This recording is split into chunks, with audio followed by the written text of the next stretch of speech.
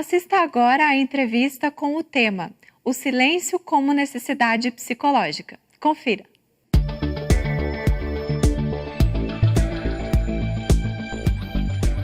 Olá, é uma alegria ter você conosco novamente. Alegria também é ter Marcelo Garcia Collen aqui conosco no nosso bate-papo, na nossa entrevista. Marcelo, seja bem-vindo de novo. Obrigado. Você trouxe hoje um tema inusitado, Marcelo, né? O silêncio. Então, eu já quero começar perguntando, qual é a importância do silêncio em nossas vidas? Parece que nessas últimas décadas a gente andou perdendo um pouco esse contato com o silêncio e a importância. Cada vez mais a gente tem valorizado a agitação. E o ser humano tem procurado isso a todos os momentos. Então, quando nós estamos em casa, no momento em que nossa família saiu, estamos mais sozinhos, o que a gente faz? Já vai ligar a TV, já vai ligar o rádio, já vai pôr uma música, já deixa algum barulho acontecendo, porque a gente se desacostumou do silêncio. Então, quando a gente para nesse momento, parece que dá um vazio, alguma coisa assim. Por quê? Porque nós estamos num ciclo de agitação. Essa é a nossa harmonia. Nós estamos nessa agitação interna, então o silêncio parece barulhento, paradoxalmente, lá na nossa consciência, porque a gente quer ir naquele ritmo da agitação. A gente vive a sociedade mais agitada de todas as que nós tivemos notícias, né? Se a gente vai olhar aí ao longo da evolução dos seres humanos, todas as organizações que a gente teve, nunca a gente valorizou tanto essa coisa da agitação. E por isso não é de se estranhar que hoje a gente tenha um índice de gente sofrendo tanto com ansiedade, nervosismo, preocupação, antecipação de fenômenos. Aliás, dizem, esse é o problema mais prevalente, o problema mais comum do ser humano atual. Essa agitação que chega a prejudicar a sua performance. Para você ter uma ideia, as pesquisas atuais dizem que 40% das pessoas têm o seu comportamento, a sua performance severamente afetada em vista dessa agitação. São pessoas que não conseguem render no trabalho, não conseguem aprender adequadamente quando estão estudando, não conseguem resolver um problema de relacionamento porque aquela agitação, aquela coisa de querer ficar antecipando, querer ficar pensando, não deixa que elas deem o seu 100%. Então, se a gente for considerar ainda que muitas dessas pessoas agitadas vão, em algum momento, cansando e esgotando, nós vamos entendendo que também nessa cota dos agitados estão muitos dos deprimidos. Porque a gente sempre pensa no deprimido como aquela pessoa que perdeu a energia, que foi se esgotando. E se esquece que o esgotamento vem justamente do buliço, dessa agitação toda, não conseguindo resolver, não conseguindo dar conta dessas minhas ansiedades e preocupações, naturalmente eu vou degenerando para um quadro de depressão. Então você vê que aprender a contemplar de novo o silêncio, fazer o contato, reduzir essa nossa velocidade, essa nossa aceleração interna, vai ter resultados imediatos, evidentes e muito amplos na vida de qualquer um de nós. Então essa busca pelo resgate do silêncio e da contemplação deve ser uma preocupação de qualquer um de nós hoje que tem uma dificuldade para dormir, uma dificuldade para descansar, uma dificuldade para conversar com alguém, uma dificuldade para prestar atenção. Porque a gente sempre considera que é uma virtude, né? Hoje nós estamos multiconectados, conseguimos prestar atenção em 10 coisas ao mesmo tempo. Então eu estou no computador, com a TV acontecendo, um fone de ouvido e ainda ouvindo a pessoa do meu lado falando. Mas no fundo, isso muitas vezes tem vindo à custa de uma incapacidade em se concentrar efetivamente e devidamente numa coisa só. Então a gente não pode imaginar que seja uma virtude isso, porque ela está desconstruindo coisas importantes na nossa vida. Então não é raro hoje, tenho certeza que você já ouviu falar. Fui no mercado, esqueci o que eu ia fazer no mercado. Pus o negócio, já não sabia onde pus. Por quê? A gente está tão agitado, tão preocupado com 1 milhão de coisas que não presta atenção naquilo que está fazendo num determinado momento. Então esse é o barulho. Mas um barulho que não acontece só fora de nós, um barulho que acontece dentro de nós. Então nós temos que aprender a buscar esse silêncio de novo. Então, Marcelo, você falava aí da agitação. Há informações na literatura espírita sobre a quantidade de pensamentos que a gente produz, né?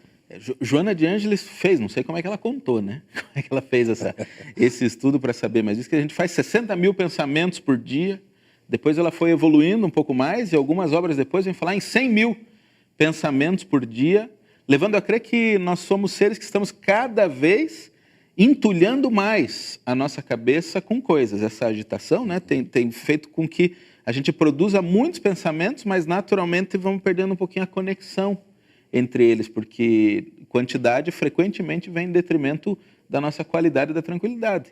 Então ela falava disso, né? 60 mil, 10 anos depois, ela vem em outro livro e fala em 100 mil pensamentos produzidos em um dia. É um acréscimo relevante.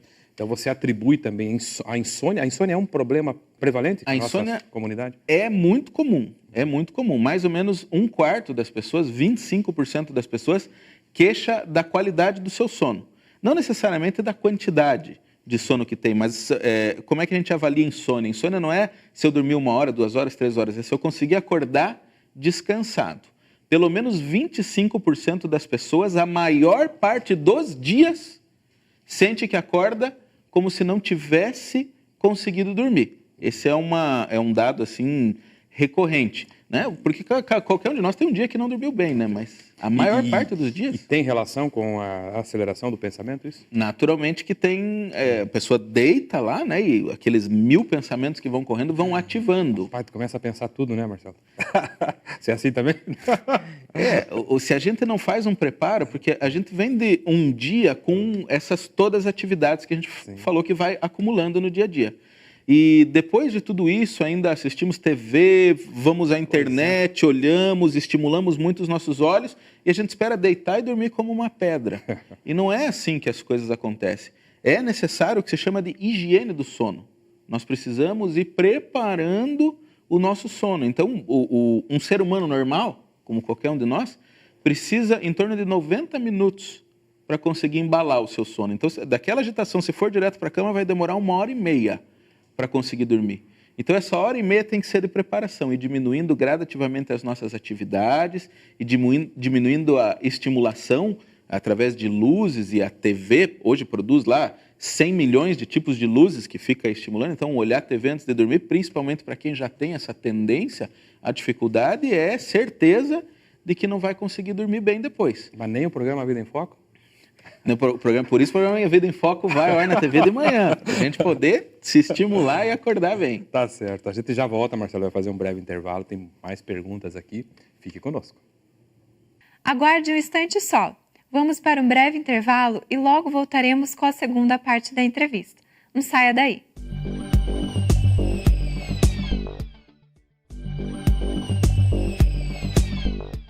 Retornamos com a segunda parte da entrevista de hoje, com o tema O silêncio como necessidade psicológica. Estamos de volta. Marcelo, tema o silêncio. Qual é a vantagem, Marcelo, em se fazer silêncio? Então, quando a gente está nesse contexto do silêncio interno, o silêncio não é uma coisa que acontece fora, porque às vezes não tem nenhum barulho fora, mas a gente está lá dentro que é uma movimentação só, né? Uma barulheira só. Então, quando a gente fala de conseguir fazer um silêncio interno, isso nos abre portas que a gente não imagina para algumas possibilidades. Eu vou aqui resgatar o pensamento de Tiago. Então, a gente sabe que o Evangelho é feito dos 4 livros, né? O Novo Testamento é feito dos 4 evangelhos e mais as epístolas, as cartas que vão no final. As cartas mais conhecidas são aquelas escritas por Paulo de Tarso. Mas tem a carta de Tiago, que é muito curiosa e foi da onde eu tirei a ideia da gente vir falar hoje sobre o silêncio, justamente por essa recomendação que ele faz. Então ele vem na carta falando primeiro assim que nós devemos, de alguma maneira, nos alegrar quando nós encontramos aflições na nossa vida, dificuldades para lidar. Porque Deus precisa provar a nossa fé para que a gente adquira perseverança. Então, é o que Joana de Ângeles, espírito, escreve pelo médium Divaldo Franco no livro Vida, Desafios e Soluções. Nós somos todos os dias levados a enfrentar dificuldades para que a gente desenvolva potenciais. Então, Tiago começa fazendo a saudação na carta e já falando disso, que devemos nos alegrar de termos que provar a nossa fé e desenvolver perseverança.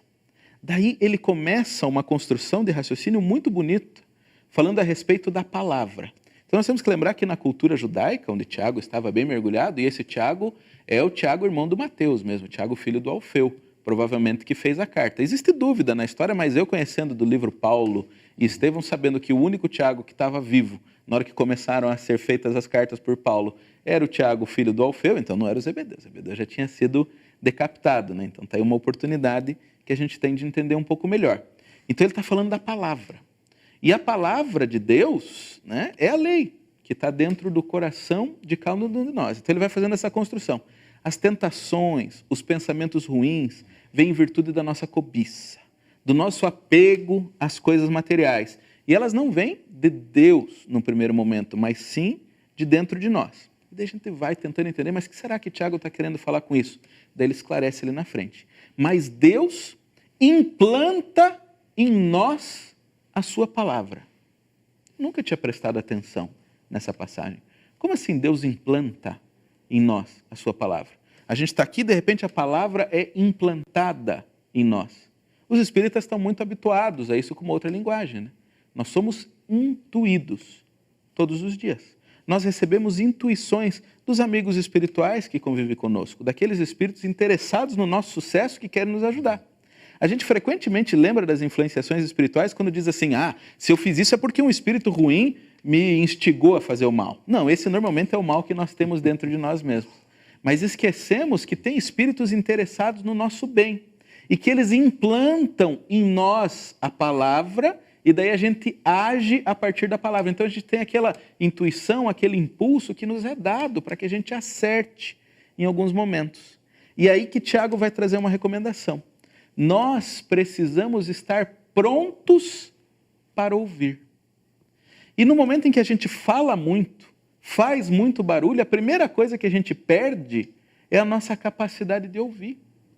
Então a gente vê isso materialmente nas relações. Eu estava na padaria esses dias e via isso. Um homem estava queixando, olha, eu comprei coxinhas e as coxinhas estão geladas. Veja, eu já trabalhei com isso muito tempo. Provavelmente o que está acontecendo, ele estava explicando para a moça do que estava servindo ele ali, é que a pessoa está colocando no óleo muito quente, daí queima por fora, fica gelado por dentro, por isso que está ruim. Daí a moça falou, o senhor desculpe, o que a gente acha que está acontecendo é que o óleo está muito quente, então daí quando a pessoa colocou não está dando tempo de fritar por dentro. A mulher não ouviu nada. O moço estava lá tentando ajudar ela a colaborar e ela não estava prestando nenhuma atenção. Ela estava olhando para ele, fazendo assim, mas não estava ouvindo nada do que ele estava falando. Assim somos nós, muitas vezes, fazendo uma prece, tentando conversar com Deus, tentando receber uma intuição do mundo espiritual. A gente está tão agitado, a gente precisa de uma solução. Eu estou com um problema com meu filho. Então imagine assim que está aqui o meu amigo espiritual, que tem boas sugestões para me dar. Porque ele tem ali uma visão privilegiada, ele está vendo os acontecimentos de um outro contexto. E ele quer me ajudar. E eu estou ali, puxa, eu precisava ver o que eu vou fazer com o meu filho. Não, porque meu filho não tem situação, ele está muito terrível. Por que ele não me obedece? Por que ele sempre foi assim? Por que eu não fiz diferente no passado? E não dá chance de poder receber qualquer tipo de intuição. Então, quando a gente quer buscar esse auxílio, nós temos que primeiro ter a capacidade para silenciar. Eu vejo isso no consultório, né? As pessoas vêm com os problemas mais diversos e algumas vezes eu tenho sugestão do que ela pode fazer para melhorar. Mas ela vem, fala, agradece, diz que eu sou um bom ouvinte e vai embora. Fala assim, eu sou um bom ouvinte, já você, né, não está pronto para ouvir nenhum tipo de orientação. Assim somos nós. Então fazer silêncio tem uma vantagem imediata. Quando a gente faz silêncio, a gente ouve. E quando a gente ouve, a gente abre as portas a receber orientações efetivamente, para que a gente possa nos pautar, tomar boas decisões, ter boas ideias e boas intuições, porque nós somos movidos a boas intuições, porque ainda nós somos muito instintivos e ainda temos muitas dificuldades morais, mas temos gente querendo nos ajudar a ser melhor. Então esse impulso, e daí Tiago diz isso, ele está continuando na carta, porque todo bom dom perfeito e toda boa ideia vem de Deus, porque nós ainda não estamos na condição de produzir. Esse fala do nosso momento atual. Um dia nós vamos conseguir produzir boas ideias, mas nesse momento nós temos essa dificuldade. E se a gente não silencia para receber esse dom de Deus, para receber essa intuição de como nos portar, de como agir, para conseguir transformar o nosso sentimento, a gente não dá chance para que os espíritos nos ajudem. Entendi. Marcelo, nesse minuto final, um desafio para você. Como fazer para treinar o silêncio? Então, acho que a colocação já é perfeita, nós temos que treinar o silêncio. Isso não é uma coisa que cai de uma hora para outra, você acha, assim, abre o livro, toma um copo de alguma coisa e aprende a silenciar internamente. Não, silêncio tem que ser um treino. Eu já vi as pessoas dando as mais diversas orientações. Comece com 1 minuto, comece com 2 minutos, comece com 5 minutos. O fato é que a gente precisa começar por algum lugar. Como é que eu vejo que a gente pode treinar o silêncio? Primeiro, lendo.